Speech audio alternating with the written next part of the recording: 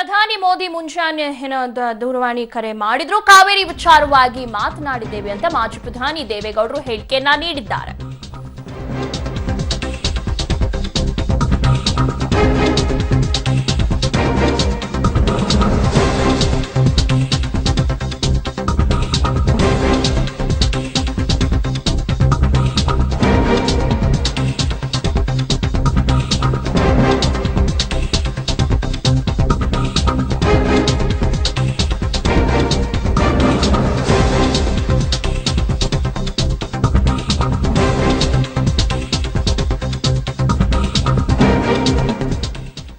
ಬೆಂಗಳೂರಿನ ಜೆಡಿಎಸ್ ಕಚೇರಿಯಲ್ಲಿ ಮಹಾತ್ಮ ಗಾಂಧೀಜಿ ಲಾಲ್ ಬಹದ್ದೂರ್ ಶಾಸ್ತ್ರಿ ಜನ್ಮದಿನಾಚರಣೆ ಆಚರಣೆ ಮಾಡಲಾಯಿತು. ಕಾರ್ಯಕ್ರಮದಲ್ಲಿ ಜೆಡಿಎಸ್ ವರಿಷ್ಠ ಮಾಜಿ ಪ್ರಧಾನಿ ದೇವೇಗೌಡರು, ಪರಿಷತ್ ಸದಸ್ಯ ಶರವಣ, ಉಪಮೇಯರ್ ಆನಂದ್ ಸೇರಿ ಹಲವರು ಭಾಗಿಯಾಗಿದ್ದರು. ಬಳಿಕ ಮಾತನಾಡಿದ ಮಾಜಿ ಪ್ರಧಾನಿ ದೇವೇಗೌಡರು, ಕಾವೇರಿ ವಿಚಾರವಾಗಿ ಪ್ರಧಾನಿ ಮೋದಿ ಮುಂಜಾನೆ ದೂರವಾಣಿ ಕರೆ ಮಾಡಿದ್ರು.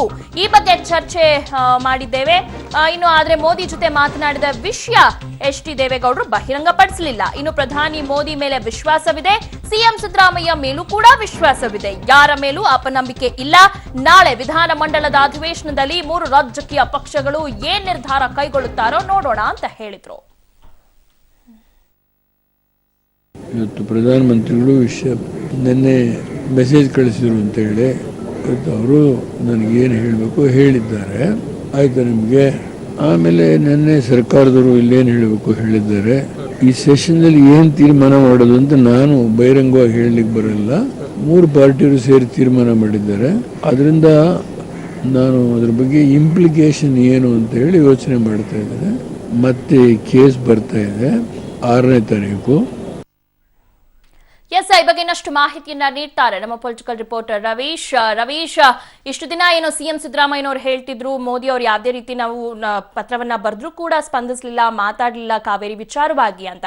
ಆದ್ರೆ ಇವತ್ತು ಬೆಳಗ್ಗೆ ಏನು ಪ್ರಧಾನಿ ಮೋದಿ ಅವರು ಮಾಜಿ ಪ್ರಧಾನಿ ದೇವೇಗೌಡರಿಗೆ ಕರೆ ಮಾಡಿದ್ದಾರೆ. ಅವರು ಏನ್ ಮಾತನಾಡಿದ್ದಾರೆ ಅನ್ನೋದ್ರ ಬಗ್ಗೆ ಏನಾದ್ರು ದೇವೇಗೌಡರು ಹೇಳಿದ್ರಾ? ಈಗಾಗಲೇ ಇವತ್ತು ಮುಂಜಾನೆ ದೂರವಾಣಿ ಕರೆಯನ್ನು ಪ್ರಧಾನಿ ನರೇಂದ್ರ ಮೋದಿ ಅವರು ಮಾಡಿ ಮಾತುಕತೆ ನಡೆಸಿದ್ದಾರೆ. ಅಂದ್ರೆ ಪ್ರಮುಖವಾಗಿ ಒಂದು ಕಾವೇರಿ ನೀರು ನಿರ್ವಹಣಾ ಮಂಡಳಿ ಏನಿದೆ ಆ ಒಂದು ರಚನೆಯ ವಿಚಾರವಾಗಿ ಕೂಡ ಪ್ರಸ್ತಾಪ ಮಾಡಿದ್ದಾರೆ ಅಂತ ಕೂಡ ಹೇಳಲಾಗ್ತಾ ಇದೆ. ಈ ಒಂದು ಸಂದರ್ಭದಲ್ಲಿ ಮಾಜಿ ಪ್ರಧಾನಿ ದೇವೇಗೌಡರು ಕೂಡ ಈ ಒಂದು ನೀರು ನಿರ್ವಹಣಾ ಮಂಡಳಿ ರಚನೆ ಬೇಡ ಅಂತ ಕೂಡ ಪ್ರಧಾನಮಂತ್ರಿ ಅವರಿಗೆ ಮನವರಿಕೆಯನ್ನ ಮಾಡಿಕೊಟ್ಟಿದ್ದಾರೆ. ಹಾಗಾಗಿ ಪ್ರಧಾನಮಂತ್ರಿ ಅವರ ಮೇಲೆ ವಿಶ್ವಾಸ ಇದೆ, ನಮಗೂ ಕೂಡ ಸಮಸ್ಯೆಯನ್ನು ಬಗೆಹರಿಸ್ತಾರೆ ಅಂತ. ಹಾಗಾಗಿ ನನಗೆ ಯಾರ ಮೇಲೂ ಕೂಡ ಅಪನಂಬಿಕೆ ಇಲ್ಲ, ಹಾಗಾಗಿ ವಿಶ್ವಾಸ ಬಗೆಹರುತ್ತೆ ಅನ್ನೋ ಒಂದು ವಿಚಾರವನ್ನು ಕೂಡ ದೇವೇಗೌಡರು ಹೇಳಿದ್ದಾರೆ. ಇದರ ಜೊತೆಗೆ ಪ್ರಮುಖವಾಗಿ ಪ್ರಧಾನಿ ಮೋದಿ ಅವರ ಜೊತೆ ಮಾತುಕತೆ ನಡೆಸಿದಂತಹ ಸಂದರ್ಭದಲ್ಲಿ ಈ ನೀರು ನಿರ್ವಹಣಾ ಮಂಡಳಿ ರಚನೆಯೇ ಬೇಡ, ಹಾಗಾಗಿ ನೀವು ಮತ್ತೆ ಒಂದು ಕೋರ್ಟ್ಗೆ ಇದನ್ನ ಸದ್ಯಕ್ಕೆ ಒಂದು ಯಾವುದೇ ರೀತಿಯ ನೀರು ನಿರ್ವಹಣಾ ಮಂಡಳಿ ರಚನೆ ಬಗ್ಗೆ ಆಗೋದು ಬೇಡ ಅನ್ನೋದನ್ನು ಕೂಡ ತಿಳಿಸಬೇಕು ಅಂತ ಕೂಡ ಕೇಳ್ಕೊಂಡಿದ್ದಾರೆ ಅಂತ ಕೂಡ ಹೇಳಲಾಗ್ತಾ ಇದೆ. ಹಾಗಾಗಿ ದೇವೇಗೌಡರ ಈ ಒಂದು ಮಾತುಕತೆ ಸಾಕಷ್ಟು ಮಹತ್ವವನ್ನು ಪಡೆದುಕೊಂಡಿದೆ ಅಂತಾನೆ ಹೇಳ್ಬೋದು. ನಾಳಿನ ಒಂದು ವಿಶೇಷ ಅಧಿವೇಶನದಲ್ಲಿ 3 ರಾಜಕೀಯ ಪಕ್ಷಗಳು ಯಾವ ನಿರ್ಧಾರ ತೆಗೆದುಕೊಳ್ತಾರೆ ಅದನ್ನು ಕಾದು ನೋಡೋಣ, ಆ ಬಳಿಕ ಮುಂದಿನ ಹೆಜ್ಜೆ ಇಡೋಣ ಅಂತ ಕೂಡ ದೇವೇಗೌಡರು ಹೇಳಿದ್ದಾರೆ. ದಿವ್ಯಾ, ಧನ್ಯವಾದಗಳು ರವೀಶ್ ತಮ್ಮ ಮಾಹಿತಿಗಾಗಿ.